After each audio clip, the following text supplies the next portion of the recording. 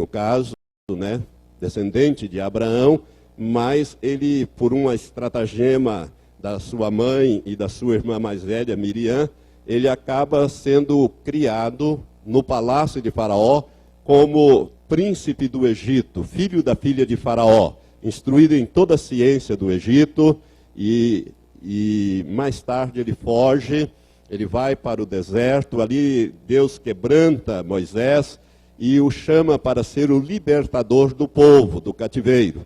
Capacita Moisés com sinais, maravilhas, com poder, e Moisés então arranca o povo do cativeiro com mão forte, braço estendido, e Deus opera maravilhas através de Moisés, dá a ele no Monte Sinai os 10 mandamentos e toda a legislação contida no Pentateuco. Nós temos os primeiros 5 livros da Bíblia, que é chamado Pentateuco ou Torá, Torá no hebraico, Pentateuco para nós.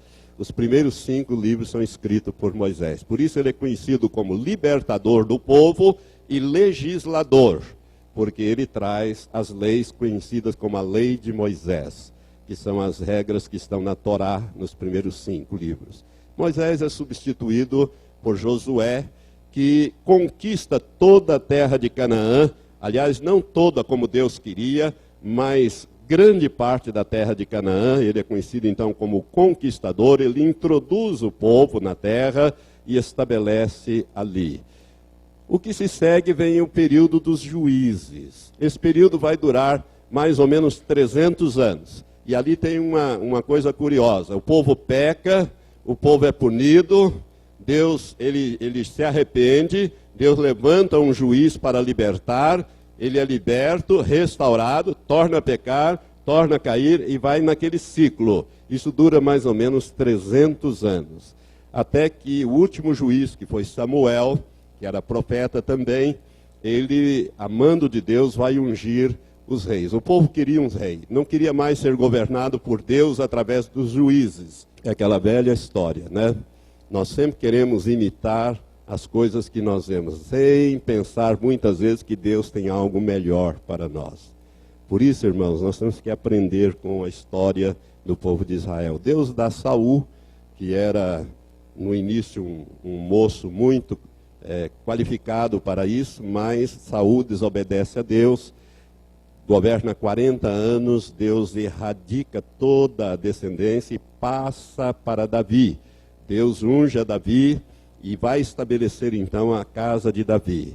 Davi governa também 40 anos, depois Salomão, seu filho, que vai edificar o primeiro templo, ele assume. Salomão, no final da sua vida, se desvia dos caminhos do Senhor, com idolatria, coisa que Deus abominava, e o resultado que Deus diz que vai dividir o reino em 2 reinos, o reino de Israel em 2 reinos, o reino dos hebreus em 2 reinos, e isso ocorre no governo de Roboão. Logo que o filho de Salomão assume, Roboão, Deus divide o reino por volta do ano 935 a.C., ele divide o reino em 2 reinos. O reino do norte, que ficam as 10 tribos, e no reino do sul, 2 tribos, a tribo de Judá e a tribo de Benjamim.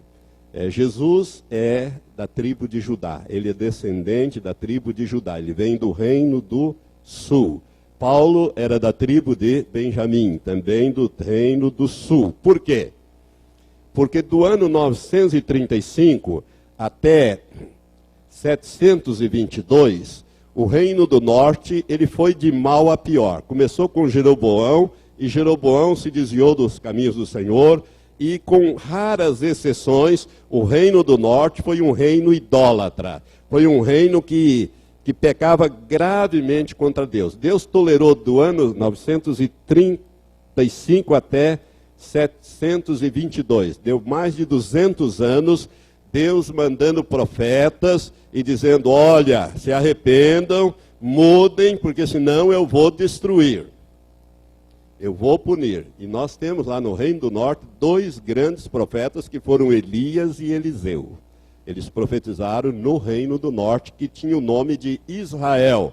O Reino do Sul, cuja capital era Jerusalém, tinha o nome de Judá. Daí vem a palavra judeu. Judeu vem de Judá. Antes eles eram conhecidos como hebreus. O reino de Israel era conhecido como hebreu, o povo hebreu, né? No tempo de antigos, ele é conhecido como hebreu.